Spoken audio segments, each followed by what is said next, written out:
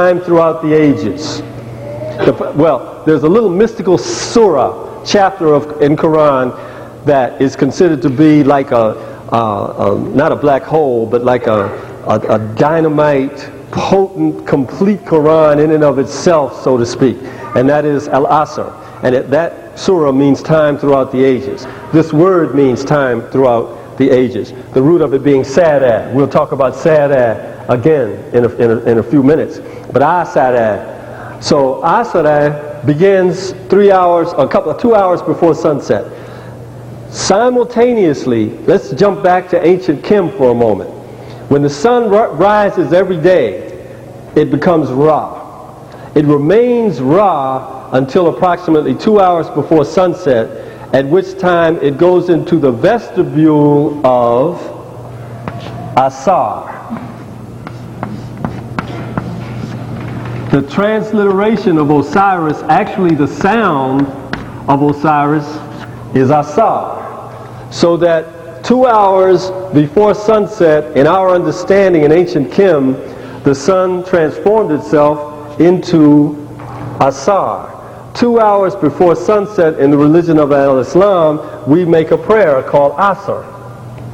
The time throughout the ages, the changing of the time throughout the ages, it's the same meaning, it's the same word. I hope this is one of the simplest and strongest illustrations of what I meant at the beginning when I showed the slide of the area and how the languages are all intermingled and how the meanings of these principles therefore can be preserved. The words of power themselves, that when you study the sacred science of ancient Egypt, you realize we believed and understood that words have power, have a creative power, that these words are actually preserved in the Arabic, in the Hebrew, in other languages of that area, and that as we as scholars and students of ourselves need to get more deeply into these words and into these practices so that we'll begin to learn some very, very interesting things. I hope I've made that point.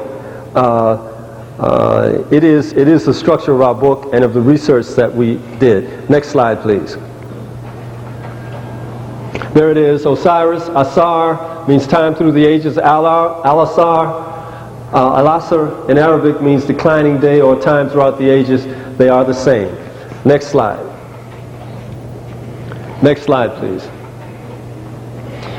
The entranceway. This is a depiction of the principle of Amen or Aman, taken from one of Budge's books. And what you see in front of you there is a depiction at the time, I think of the 18th dynasty, when the priests of Aman were attempting to usurp the power of all the principles.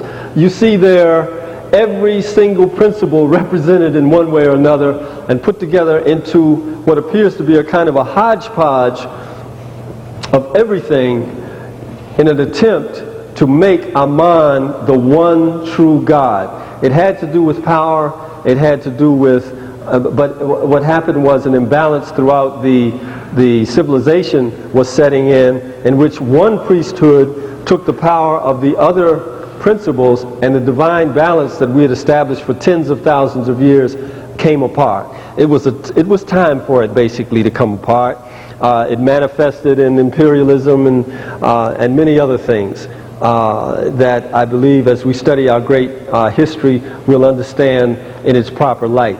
The Atenists came to undo this and attempt to restore the divine order. This has nothing to do with the principle of Aman at all. The principle is universal, timeless, and extremely important. It has to do with the men who were at that time the priests of Aman and the ambitions that they had, which in our understanding created this imbalance. Well, our research began with this because in the Quran a very interesting thing takes place. There is a great deal in the Holy Quran about the Pharaoh and ancient Egypt and Moses, a great deal. And if in fact it is divine revelation, we need to study it with a fine-tooth comb, especially in terms of the roots of the words. Well, whenever the Pharaoh is mentioned in the Holy Quran, somebody is mentioned on a level or a par with the Pharaoh. It says Pharaoh and Haman, H-A-M-A-N. That's the Arabic transliteration of what is written in the Holy Quran by a man who had never studied. They said Pharaoh and Haman. And the way that "and" is used in the Arabic, it means that whoever this is on a level with the Pharaoh. Now, no one was on a level with the Pharaoh from time immemorial until this imbalance that I was just speaking of took place, where the high priest of Aman rose up for the first time and became on a level with the Pharaoh, and eventually the priest of Aman became the Pharaoh. And this is all during the time of the decadent and the downward thrust of our civilization. So right there in the Quran is a little teeny but powerfully important tidbit that Muhammad the man could never have known once again, pointing to the era of time, pointing to the Athonist movement, pointing to the whole era of the turnaround that took place there that involves Moses and that involved Akhenaten prior to Moses. In addition to that, you will find in the Holy Quran a surah, a chapter called the Mu'min, meaning the believer who has been a believer for some period of time. This is not just a believer in the oneness of God. This is a person who has proven himself for some period of time. In that surah, there's someone from amongst the Pharaoh and Haman's court, someone right there with them who actually disputes with the Pharaoh in a way that would have been totally inappropriate and impossible for anyone that wasn't part of the court. They're quotations, long involved quotations from this person. This Mu'min is in fact an Athonist. I do not know of another text on the planet outside of the original text themselves by Akhenaten in heralding the sun Atan that actually has a verbatim interchange between an Athonist and the Pharaoh, except for in the Quran, in the Holy Quran of Mecca. It is entitled Mu'min. And I would refer you to it. You'll have a tremendous adventure with it in the Holy Quran, particularly the Quran is translated by Yusuf Ali, that for me, in the English translation, has the strongest capturing of the poetry of Quran and the meaning at the same time. Next slide, please. I don't have much time. I'm going to move quickly and then open up for questions. This symbol just plain haunted me throughout the whole research of the book. There were a lot of things that unveiled themselves to myself and Thomas Goodwin during this. It was a very mystical experience.